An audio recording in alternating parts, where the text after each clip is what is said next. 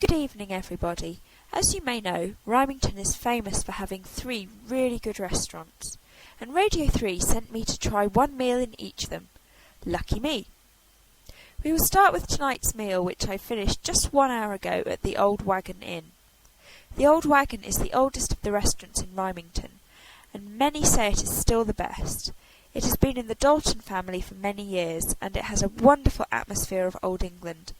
I went for a traditional dinner, starting with vegetable soup and going on to roast beef and potatoes. For dessert I had a traditional English pudding. Yesterday's meal was completely different. Not many people are familiar with African cookery, and I must say it was a surprise to me as well.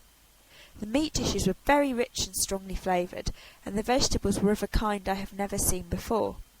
We ate it all with a type of thick porridge called sadza, which is made from corn. It was delicious. I wasn't really keen on the dessert, which was a type of ice cream with a very unusual flavour. Maybe some people would like it, but I must say it wasn't for me. However, if you want a meal that is completely original and different, then the Uhuru restaurant is for you. On Saturday I went to Chef Luciano's restaurant on the other side of town.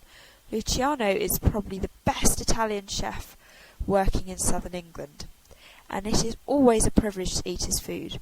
I started with bread flavoured with herbs, and then I had a dish of spaghetti with fish. It sounds very ordinary, but the flavours were very strong and wonderful. The main course was beef, served in the traditional Italian style. It tasted completely different from the English beef which I had this evening, although that too was excellent. So which restaurant would I recommend? Well, I have to say it's up to you. Whichever one you go to, you can be certain of a really good meal. The service at all restaurants was top class. There was also a very good selection of wines available, although if you're feeling adventurous, you could try some of the African beer at Uhuru. I must say that the people of Rymington are lucky to have such good restaurants in their town, and it attracts a lot of tourists. The problem, of course, is that none of these restaurants are very cheap, so if you're thinking of going, start saving your money today.